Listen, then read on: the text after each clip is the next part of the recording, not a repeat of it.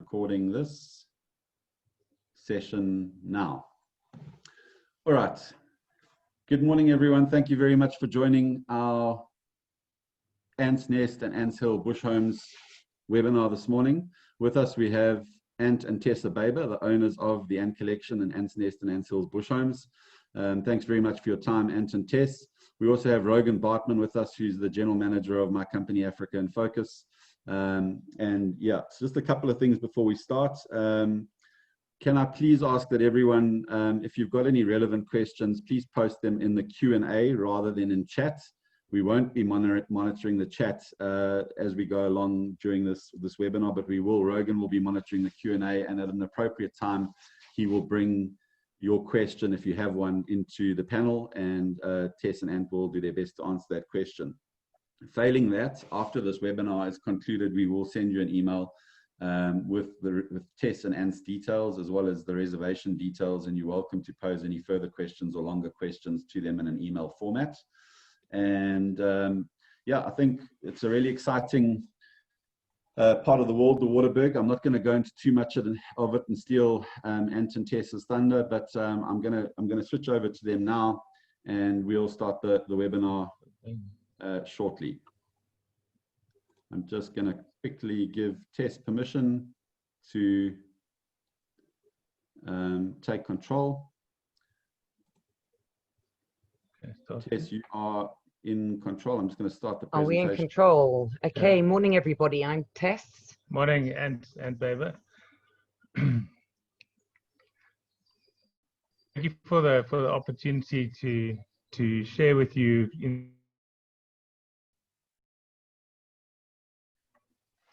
the way it starts. And Tess, sorry, your connection. And we're losing you there. Start again. You froze up there. Okay. Yeah, so just saying, once again, thank you so much for the opportunity to introduce our product to you. It's Andy, is it slide moving? Yeah, no, it's fine. You guys are you're talking. The slide's not moving yet. You need to press the right arrow. Okay. I am pressing the right arrow. Remember, there we go. It's moved. It's moved. Okay, great. Yeah. Sorry, our internet's not great here. Well, actually, it's very good, but yeah. Anyway. Yeah. So just to get back, my my family have been in the Waterberg since 1886. Some of the family were 1820 settlers and moved up and settled in this area. One of the main reasons was because it didn't have malaria, because we're quite high. We had 4,500 feet above sea level. When the family had gone a bit further north, as they dropped down off the Waterberg escarpment, we lost one of the family members to malaria. So everyone moved back up into this area. My ancestors were farmers and hunters and pioneers. And the picture there on the far left there is my great-grandfather with his wagon. He came out to Africa when they discovered gold in Rhodesia. And during the Boer War, he was one of Kitchener's scouts.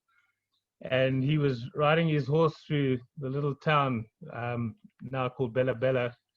A lot of people know it used to be called Warm Bars. And during the Boer War, the family that had settled here, in fact, literally 2 farms away from Ants Hill, where we're sitting now, they moved to Warm Bars, and that's where my great-grandfather met my great-grandmother. On the far right is their daughter, my grandmother, and she married an Australian soldier who came back, who fought in the First World War, got badly wounded, and then the big man with a smiley face is my dad. He was a cattle rancher, and he was a big enough man to give me the opportunity to live my dream. My dream was to take this piece of Africa back to what it was, to reintroduce the wildlife, get rid of the cattle, and that's what I've been doing pretty much with my life's work. Tessa joined me in 1996, and we started our first lodge, Ants Nest. So I'm from Kenya originally, and backpacked down through from East Africa down, and that's how Ant and I met. And I grew up in the tourism industry. We had a hotel on the Kenya coast, and then together Ant and I have created from scratch both lodges in this incredible area called the Waterberg. A lot of you may not know the Waterberg. Andy, is the slide changing? Not yet. It should. Just keep chatting. So the Waterberg is probably one of the least or most unknown destination, and probably one of the most incredible. It's actually a destination in itself. It's a mere 3 hours drive from ORT, 2.5 hours Pretoria. It's got a phenomenal climate that is, you know, great. So we're totally non-seasonal, great to come here, whether it's summer, winter. We're not too hot in the summer, we're not too cold in the winter. As you can see, it's a spectacular area. It's a massive plateau that is 1.8 billion years old, and it's got, you know, incredible rock features. So for geologists and people who really enjoy that sort of thing, I mean, there's even evidence of rocks that show the first signs of oxygen actually on the Earth's surface. The Waterberg itself is a plateau cut up by sort of bisected by various rivers, and being so geologically different with such incredible soils, we are probably considered one of the most biodiverse areas in the country. So there's over 300 trees, over 400 bird species, as well as, because of the diversity, there is obviously just such, you know, a huge range of game of all types.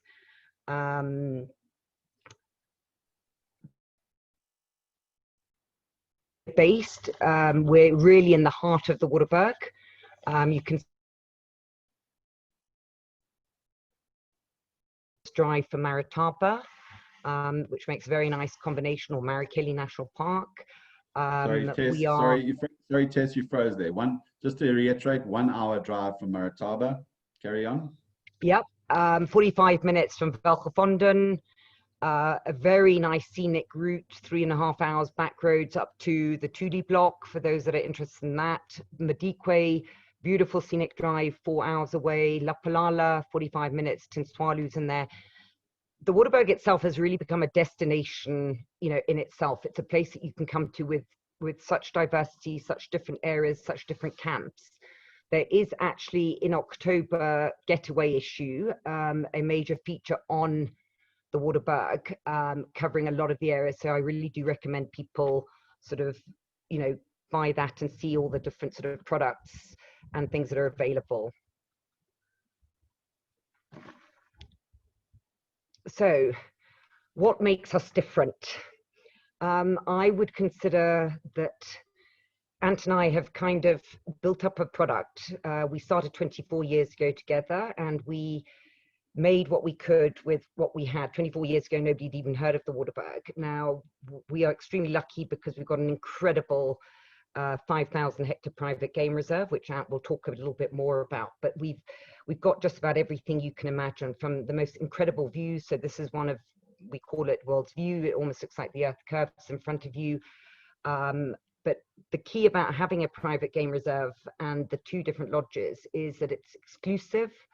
The main thing is that we can do what we want. We're not stuck with rigid rules and regulations. So we really are very much an experiential sort of type of safari. So instead of the normal sort of big five lodge that you might go to, where you're very stuck with the morning game drive at 6 o'clock and the this and the that, with us, guests wake up when they want. And have we moved slides, Andy? Andy? Yeah, I've moved. You're on the Elan slide. Okay. So yeah, basically our guests come, they can do what they want when they want. As you'll see, we're very much about experiences and life-changing experiences. So whether it is getting out and walking and getting close to game that way, getting on horseback, going for a game drive, mountain biking. From a kid's perspective, everything from bug walks, fishing, and then of course we try and make the most out of obviously the fact that we've got this incredible reserve and outdoor ability to dine. So whether it's, you know, you've gone on a long walk and you end up at a bush lunch, or you we do bush dinners. Every day sundowners will be in a different really scenic spot, and then obviously the lodges also have you know, different dining areas all the time. So there's no day that is ever the same. Guests get to do what they want when they want. If they're into really chilling, because I think a lot of people want to just get away and chill, you can park off by the pool, you can go and we can take you up onto the mountain and leave you there to do some mindfulness. Basically, we can do whatever anybody wants. Both lodges were created and designed by Ant and I. We are owner managed, and therefore we are on the property at all times. So we're very consistent. We've been operating now for 24 years, with Ant's Nest being the first one. So this is Ant's Nest, just to give you an idea. And then we've got Ant's Hill, which is slightly different. Also all very naturally built out of natural materials, but slightly more spaced out and suits all types of different sort of groups as such. I think onto you, Ant. Part of, well, you just need to go to TripAdvisor and read some of the comments there, but our whole product is about our amazing team of staff, and a lot of our staff have been with us from the word go. We do have a lot more staff than most lodges, which is what allows us to, you know, offer up to 3 different activities in the morning. So you might have a group that takes the whole lodge, you might have different groups, but we can basically offer a huge variety. And as I said, everybody has been uplifted, developed, and in general, our longevity of staff, friendliness, warmth is really what we're made up of, including the dogs and the family.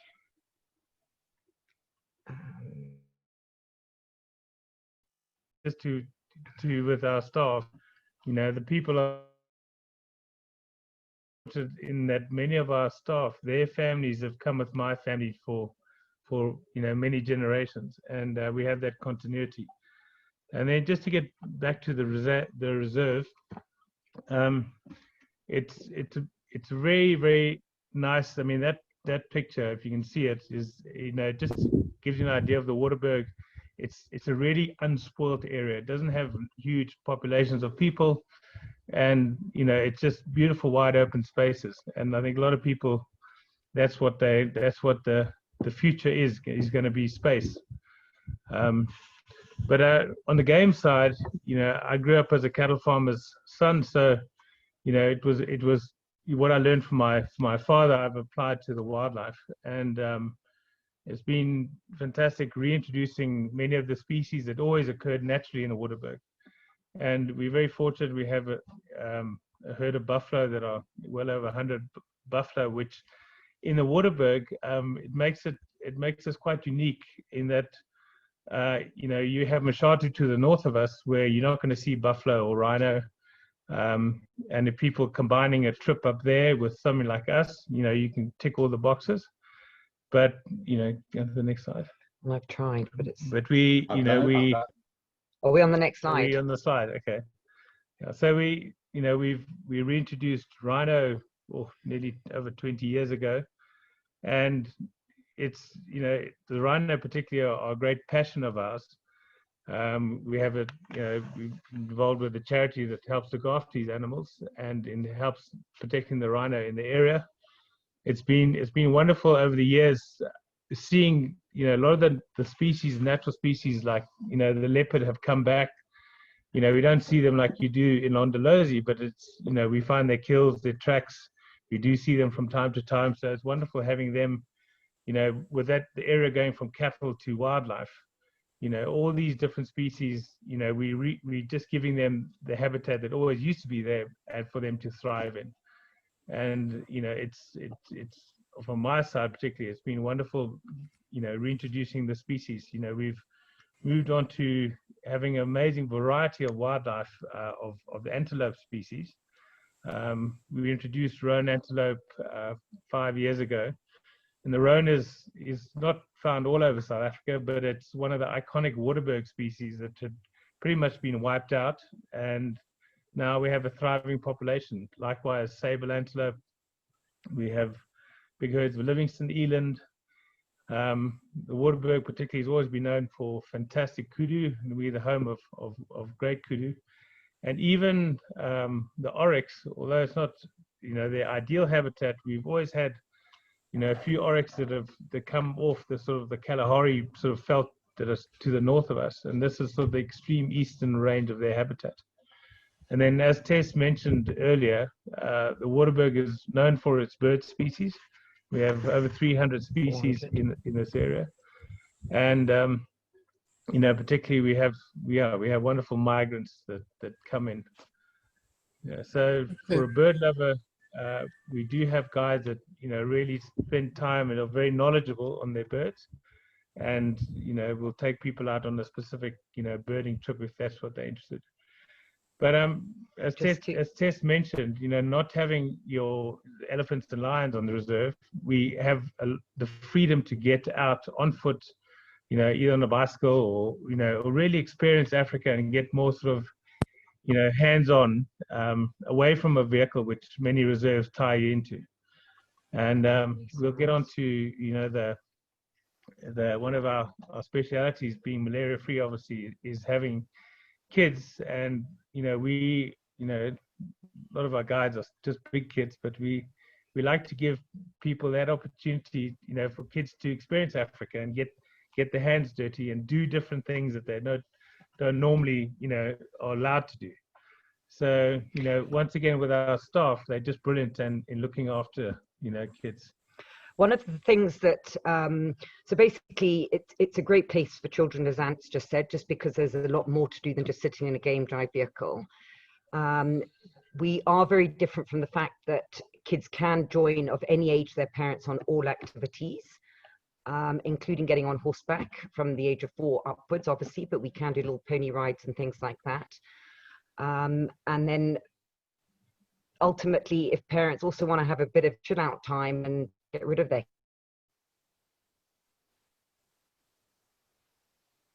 do a bug walk, go and do something different.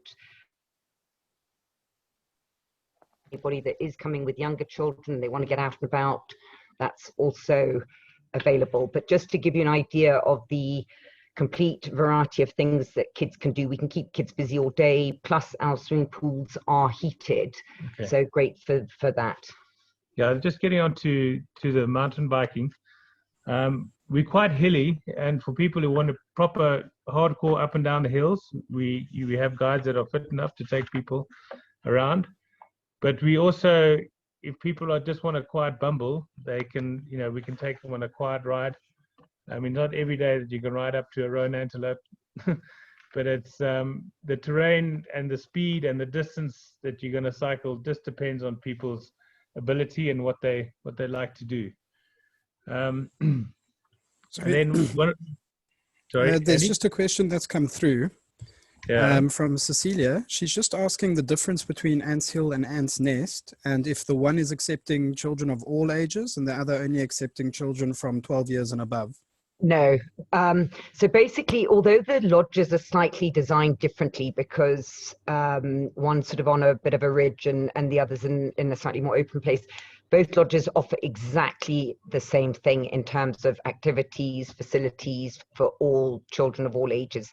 Obviously, we are quite cautious of when we're taking bookings. So if we see that we've got a bunch of adults or group in, and we know that they're not going to want kids there, we'll push the family with kids into the other lodge. But both are equally as good, although probably for smaller children, Ants Nest is a little bit better just because it's got bigger gardens. So when I'm talking about smaller kids, I'm talking about the 2, 3, 4-year-olds that one is sort of concerned about. But the same applies, everything that there's sort of replica in terms of the experience and what is offered. And it just is subject to availability. What we actually do find is that and it's always bizarre. If guests go to Ants Nest first, and then we take them over to Ants Hill, they go, oh, Ants Hill's lovely, but we absolutely adore Ants Nest. And it's the same, but they come to Ants Hill first, and then we take them over to look at Ants Nest. They go, oh, Ants Nest is lovely, but we absolutely adore Ants Hill. So I always say, don't sell specifically one or the other lodges unless, you know, we're very hands-on with res, and we're in the office all the time, so we can also advise people based on the type of route that there is. Perfect, thank you. Yeah, just getting back to, you know, having the freedom, you know, with our walking, you know, we obviously do guided walks, and, you know, we want to give our guests that sort of experience. But, you know, we do have people who want to go, you know, use their morning walk as an exercise, and they want to do 10 or 15 Ks of hard walking, then we can do that. We've got some wonderful guides that, you know, particularly with our African guides, they give a completely different flavor, and, you know, sharing, you know, with guests, you know, the local uses of plants and traditions, you know. And yeah, so we, you know, what people do, they don't always have to do a circular route. They can, you know, be met up in the bush with a surprise picnic or a cup of tea, and then, you know, we just carry on with the game drive from that. So it's a real mixture of, if you want a really nice guided walk and do all the small bits, whatever, or you can go for an absolute serious hike. We've also started introducing like really lovely mindful walks where actually you do 20 minutes of silence and actually feel the wind, really observe everything, take in what is around you, because that's something that people forget to do. We're too busy. So it's a real mixture of, and it just depends on what the clients want. Yeah. And then, yeah, just activity wise, for those people who don't want to get, you know, either out on a mountain bike or on foot or on a horse, Or they're a bit old. you know, we do obviously do the game drives. And we, you know, one of my hobbies is photography. So, you know, we also like to, if people are interested in photography, if they want to spend time specifically in a spot or trying to find a specific animal or bird, whatever, you know, we have the flexibility for them just to stay in a certain place or to go and find whatever they're looking for.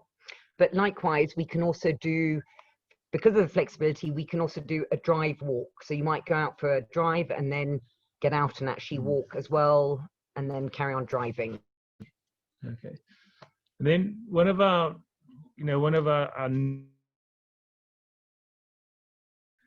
I grew up on a horse, and it was my on horseback, you know, with our guests. And as you can see from the photograph below, our horses live out in the bush with the game. For 24 years. And this is very different to a lot of riding operations where the horses are kept somewhere else, that you ride into an area, then you go out, you know. And here the horses are interacting with the wildlife, you know, as they graze at night, as they move around. So over the years, doing this for 24 years now, we have horses and generations of rhino, buffalo, all the different species. They see a horse as another animal, and they don't seem to mind if there's a rider on top of it. So on the horse riding side, flick this slide. I've tried. We have nearly 100 horses, and the reason why we have so many horses is to be able to cater for all riding abilities. So we've had guests who've never been on a horse before, kids who've never been on a horse. Our horses are beautifully looked after. We have some very passionate people that are involved in the horses, you know, taking care of them every single day. You know, our top end horses are shod so they can ride up in the hills. And we have to cater for big people like myself, and then smaller people really advanced riders. We've had Olympic riders with us, down to absolute beginners. And an 80-year-old. The oldest who'd never ridden a horse was 80 years old. But yeah, so the great thing about the wildlife is, if you're going to go galloping around, everything's going to be running because they think you're running from a predator. But if you're just riding quietly through the bush, you can get really close to these animals. You can literally ride through the herd of buffalo. You can sit on your horse, complete safety, and see what these animals do, and you can feel like you're part of a herd. It's a really, really unique experience. And for those people who want to take photographs from horseback, you can always move around the animals to get the sun in the right place, or to create or design your photograph, which is quite unique, where most people be tied into a vehicle. I think one of the most incredible things is that you can really, without a sound of a vehicle, you can get literally in amongst a herd of zebra, in amongst a herd of giraffe, and it's just totally different. And you just let the horses graze. And as Ant said, we get so many people that have never even thought about getting on a horse, and they'll get on a horse because our horses live as a herd. They'll stay together. It doesn't matter whether you've never been on a horse before or not. We've got the right horses for you. And the key is to be able to get in amongst and as close to wildlife in a very natural way with no sound, as well as, finishing off with a nice sundowner or bush lunch or something like that. Yeah. And then, the most important thing with the horse riding is for people to have fun. But we're very safety conscious. Everyone has to wear a helmet. There are always 2 guides on every ride. And we'll dictate and we monitor people's riding ability and take it from there. And then, just to moving on to the lodges.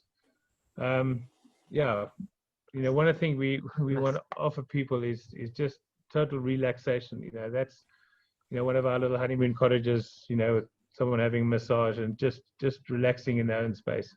So we've got quite a few ladies who obviously do full body massages back, or just a sort of neck and back. But again, the nice thing about us is there's no pressure. If you want to totally chill and spend an afternoon just looking out from a cottage, you can do that. On another note, edutainment.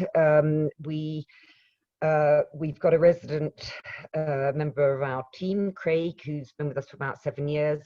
He's passionate about snakes, reptiles, whatever we do. He'll bring out his snakes and do a real proper educational thing. If people are interested in different things like more the geology side, we can do that. We often also get, groups that might come out and do. So that's, for example, a sculpturing group that came out specifically, took the whole lodge, and basically, whether it's art, sculpture, photography, whatever it is, it's available. And then we've also got Phil Colcott, who's probably one of South Africa's best astronomers, who does amazing night sky safaris. And again, that's something that can be booked in advance.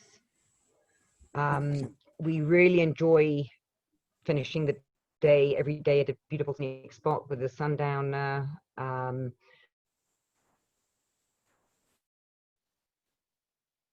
Same, that the terrain allows us to have huge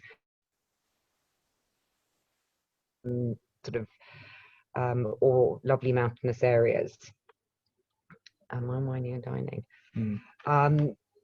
So just quickly from a whining and dining perspective, every day, one of the things that guests love the most is they never know where they're going to be eating next. So whether you're at the lodge, you'll every day eat at a different spot, whether you're at the deck, whether you're in on our lovely veranda, whether you're under a tree, whether you're on a bush lunch, and likewise also with sort of bush dinners. We can do amazing campouts. We've got the lovely old Botswana bedrolls, which are great fun if you've got kids and you want to do a camp out. So it is extremely, again, different, and we cater to all types of dietary requirements. So from vegans to the gluten-frees to all of it. Okay, so Tessa and Ant, I've got some questions that have come through. Do you mind if we quickly get started? No worries. Clemens is just asking how many rooms does each lodge have and what is the room capacity as a first part of his question. And then how many adults and children can share a room? Okay, so basically Nest and Hill are very different, but it's very clear on our website. When you go onto our website, it will show you Ant's Nest and it will show you Ant's Hill. It will show you how it's spaced out. Ant's Hill basically has got 7 rooms in total, but it's got 2 proper cottages with lounges, really spacious rooms, which basically one has got 2 bedrooms but can sleep up to 5. The other one has got 3 bedrooms, one as being a bit of a loft room, and then it's got 3 sort of honeymoony type places. Ant's Nest, on the other hand, also has what we call the Sable Suite and the Davidson Suite, which is again 2 rooms in each, but again big lounge areas. So there's a lot of very private spots. Every place has got its own big chill out spaces. So basically, if you're dealing with adults, you're talking about 14 at Ant's Nest, 12 at 14 at Ant's Hill, 12 at Ant's Nest. But in high season, particularly European school holidays or whatever, obviously we can put in quite a few extra beds, so we can go up to 18, 20 at the Hill and 16 at the Nest. But they're all very, very different, and our website is very clear as to each room, and you get a very good understanding of each sort of cottage as such. Tess, can I come in here quickly, just from a sales and marketing perspective, to answer Clemens as well? As Tess said, the products, even the rooms at each product, Ant's Nest and Ant's Hill, from single room to kind of a villa that can sleep, or 3-bedroom villa, which can sleep up to sort of 6 to 8 people. Best thing is for any of your requests, depending on the size of your family group or whether it's a couple, is to get in touch with the reservations, because they are so on the ball with regards to who's where, how, what's available, and they'll be able to tailor something for you. So don't be shy to reach out and contact them, because everything is with so many different room types and capacities that you really should be speaking to the res department to see how they can tailor make this for you. Okay. Likewise, also, it just suits every type of traveller. So whether it's a multi-generational group, whether it's just a couple, a honeymooner, whether it's a group of friends travelling together wanting an exclusive use option, both lodges can be booked exclusively. So it's completely up to you. It's just a matter of calling through, and we're very hands-on ourselves with all of this stuff. Great. And then just one from Robin. She's just wondering if you guys are still doing the sleep out for children, one of those where you get away from the parents' trips that Ant used to do, and if he's not doing it, is any of the other staff members? I mean, normally what we find is if people want to do a bit of a sleep out, so we've got the lovely Botswana bedrolls, we've got beautiful spots to go and do a bit of a camp out. If parents really want their kids to be taken off into the bush on their own, absolutely. Otherwise, often it's usually the family really enjoy doing that sort of thing together. But yeah, it's available. Basically, we can do anything and fulfill anybody's dreams or what they want, because we're privately owned. It's our own place. We've got the staff capacity, and we've got the capacity to be able to tailor make anything according to what people want. Yeah, Thanks, guys. That's all of those questions. Okay. Now, just to get to weddings and honeymooners, we've had, we can organize. We once had to organize a choir, an African choir. His girlfriend, so that in the bush while he got the answer. Anyway, eventually he said he got the thumbs up, and the choir could start singing. So we do that. If we have to organize we do organize weddings. Sometimes we have people getting married on horseback, sometimes with a whole bunch of people, but we're just flexible, and we just trying to work around what people want. And also with the weddings, I mean, there's just so many beautiful spots, whether you're getting married at Ant's Hill on the deck, or there are just the most incredible scenic spots to do it. So we work with what people want. If it's simple, if it's slightly, they want something slightly more elaborate.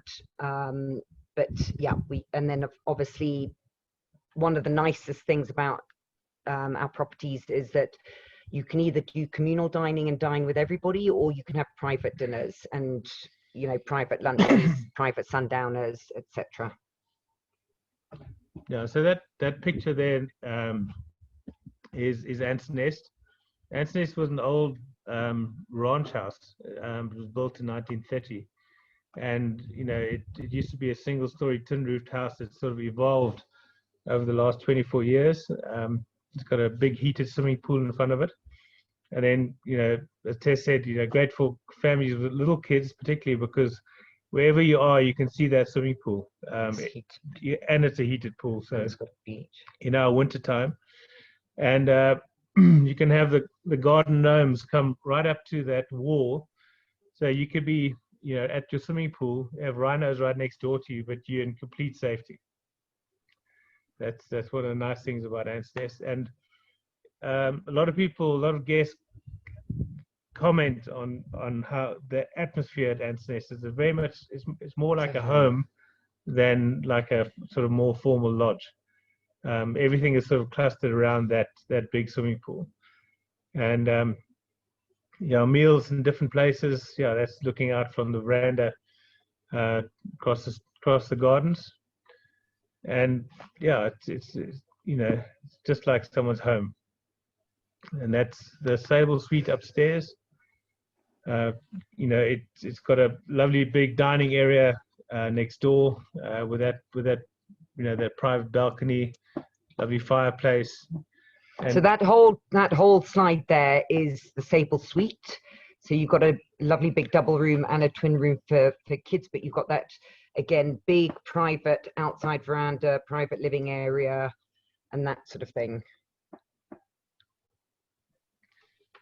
Yeah, I mean, with our guests, obviously, if people want to be apart, they can be apart. But a lot of times people enjoy the interaction, with other guests. And prior to COVID, we always have two guides hosting with our guests, every night. And unless people wanted their own privacy, which we tailor make around. And then Ants Hill, we built from scratch. It's 9 kilometers away from Ants Nest, almost due west. And Ants Hill is situated on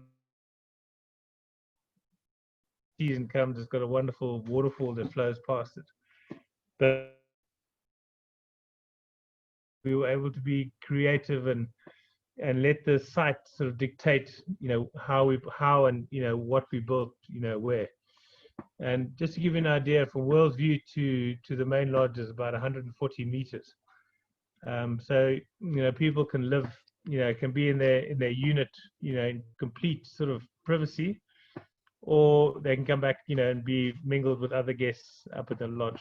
So you've actually got, World's View is actually one of the main cottages with its own private pool. So that's a 2-bedroom hideaway, very much a lovely sort of honeymoony, again, big lounging area in front, and then family cottage, and also is one of the cottages with sort of the 2 bedrooms and the upstairs little bunk room, and then Lookout, Eagle's Nest are more for sort of, couples, but extra beds can be put in there.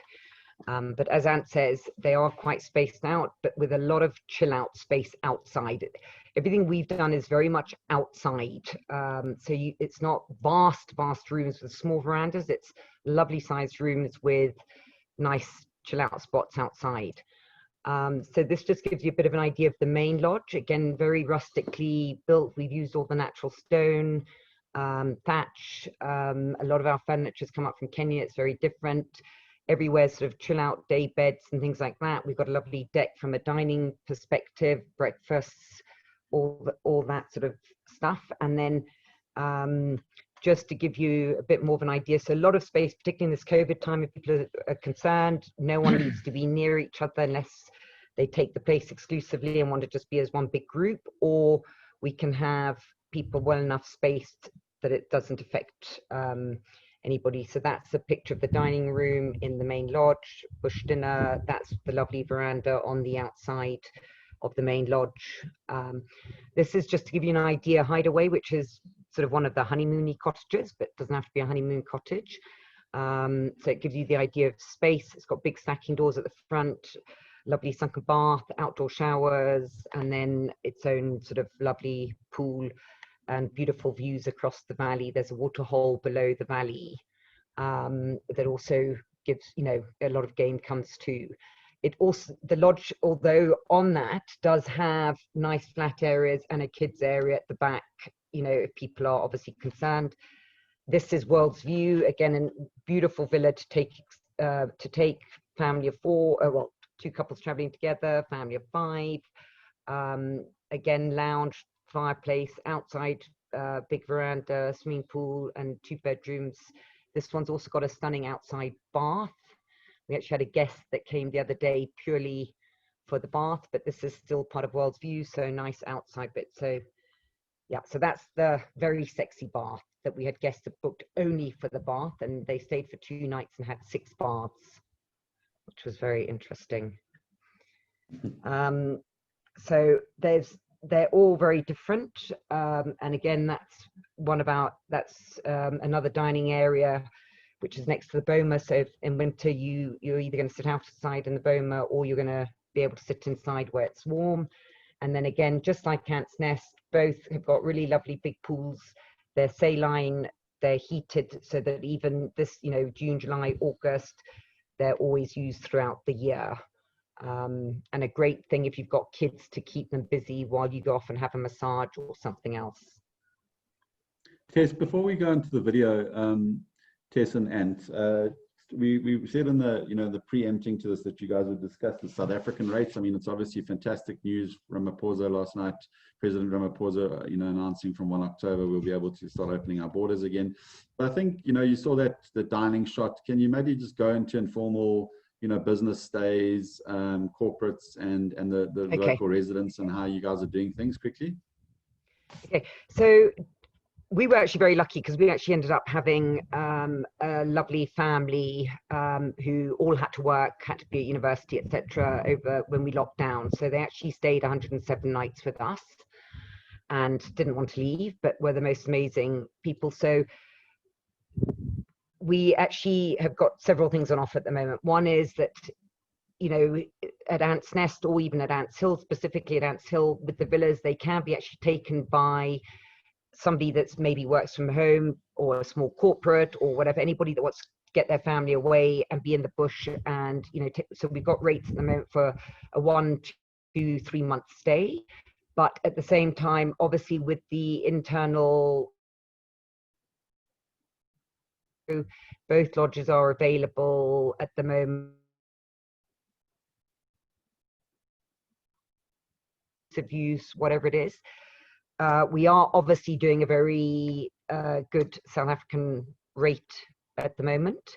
So the rates vary from 2,200 Rand per person per night, which is mostly based at Ants Nest, but also possibly at Ants Hill, but that's accommodation and meals.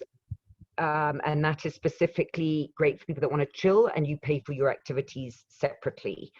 At the same time, we have got, we go to 3,400 Rand, which is then inclusive of all activities and all meals.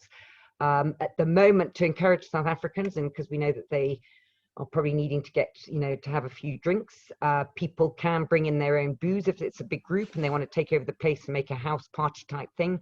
But it's the most important is to ring through, and we can advise on what is available and give a bit more detail on that. I don't know if that answers your question, Andy. Yeah, that's fine. I just wanted to, it's important to know that you guys are open. You did freeze up their tests. I'll just reiterate, open for long stays with, if you also tailor-made 1, 2, 3 month kind of deals, but also short stays, a couple of nights. So please remember it for that South African market, and the distance from Joburg being 3 hours easy drive on a beautiful highway for 90% of that journey makes it a really accessible spot for our biggest city with its biggest population, and people are desperate to get out of that city. So remember, please, guys, for that. Yeah, I mean, we've had quite a lot of bookings because we were already open when they allowed tourism, obviously, in. And the number of guests that we've had that didn't even know about the Waterberg, and we're just absolutely gobsmacked because it's just such an easy drive. It's a great, 2, 3 night stay. We'd really recommend 3 nights because there's just so much to do. But it's just so easy to get here. And just, if anybody that is concerned, Ellis Russ is not far from a sort of Mediclinic and doctors and anything and everything that is needed. It's there. A very important point is we've got very high-speed internet, and all the rooms do have that. So particularly if people are wanting to work, because a lot of people do need to get away, but they need to work and still Zoom, they can do all of that from their rooms. We've also got a bit of extra office space available. So yeah, there's also that. We're not sort of and also MTN Vodacom network as well. Given President Ramaphosa's announcement last night, this photo was taken by Ant on his drive on the way up to Ants Hill this morning. It's a pot of gold at the end of the COVID rainbow for all of us guys. So without further ado, we're going to go into the video. I just need to quickly change some settings, guys, so that we can optimize the video so that it plays in its best format. And then we're going to go into a 3-minute video. And I'll start that right now.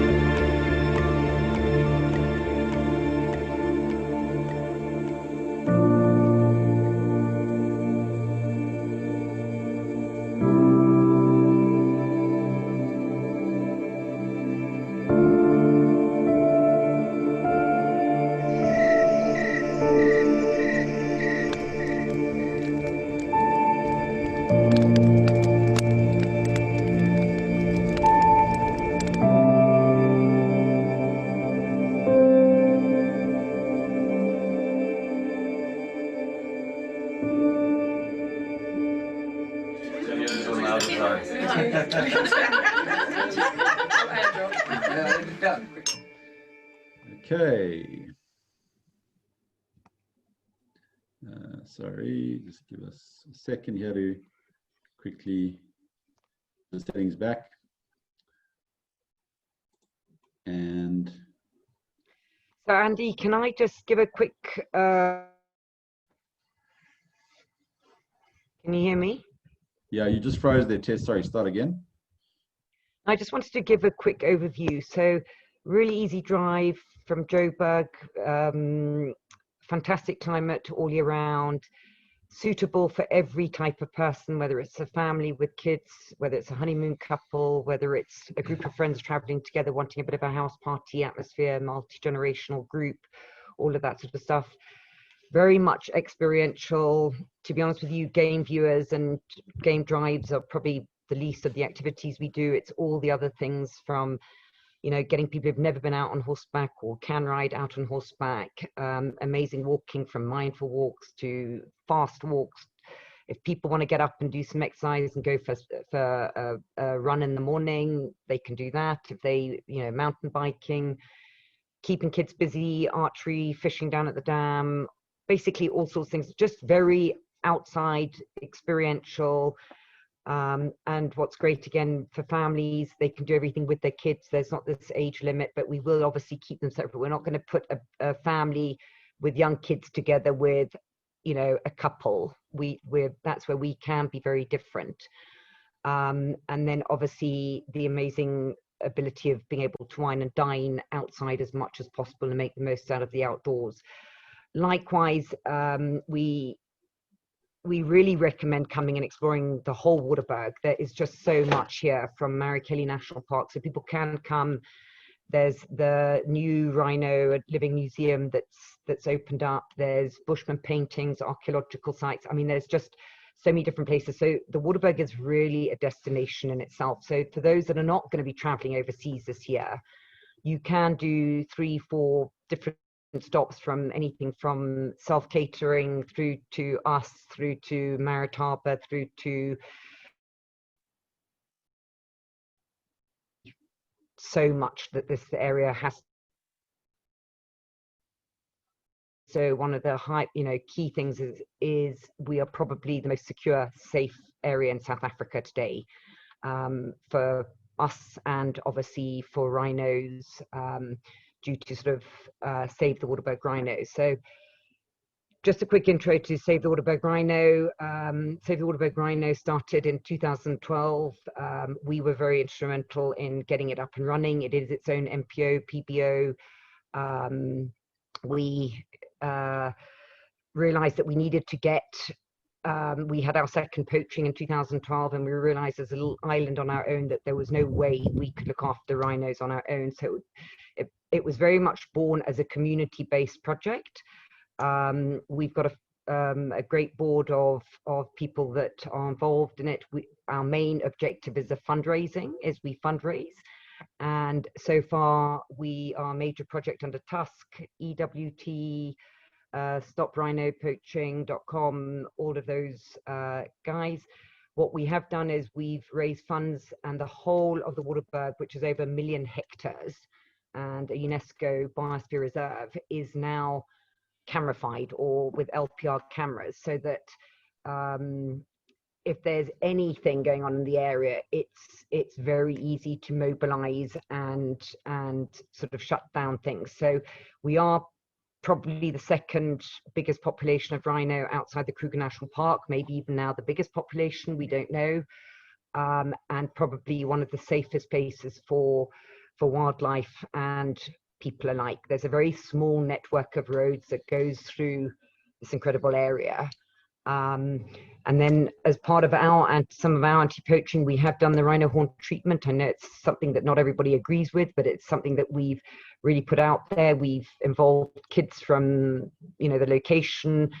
We allow, we do a lot of educational groups coming in to see the rhinos, but we have done the rhino horn treatment incredibly well. But we work in part and Andre at Marriott Harbour, all the key stakeholders, Glenn Phillips at Lapalala. So we've got very serious key stakeholders all working together to protect the whole area. But it is a community-based project. So yes, anybody that wants to be involved, let us know. And it's there not to provide for any specific property. It's there. Any funds that we raise is there for the entire community use. So it goes into things that are going to affect and help the entire community, not an individual reserve as such. And I'd sort of, Tess is quite humbly downplaying this, but, both Ant and Tess, pretty much started the Save the Waterberg Rhino project with the stakeholders and grew this organically in the area.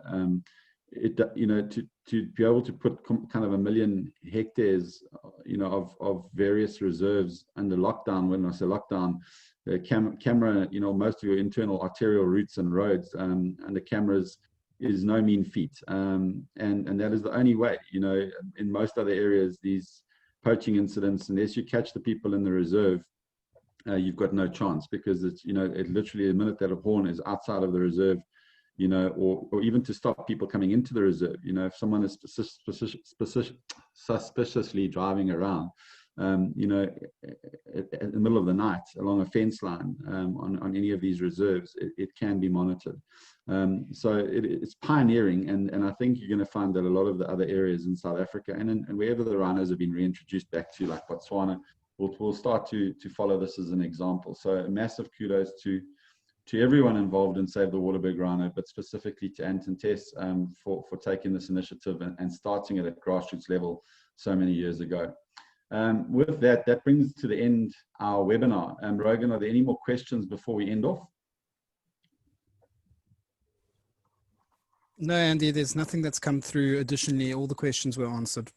Okay, so guys, we will send you an email just to say thank you very much for attending, and we'll put we'll drop Tess and Ant's direct email addresses into that email, as well as the reservations, telephone numbers, and email addresses.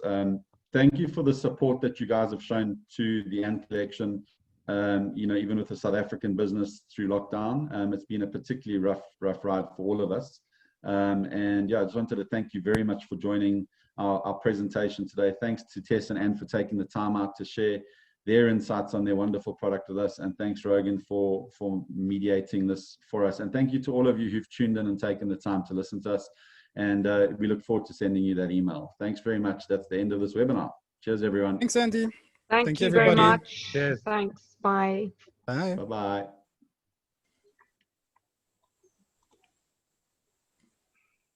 Are they gone?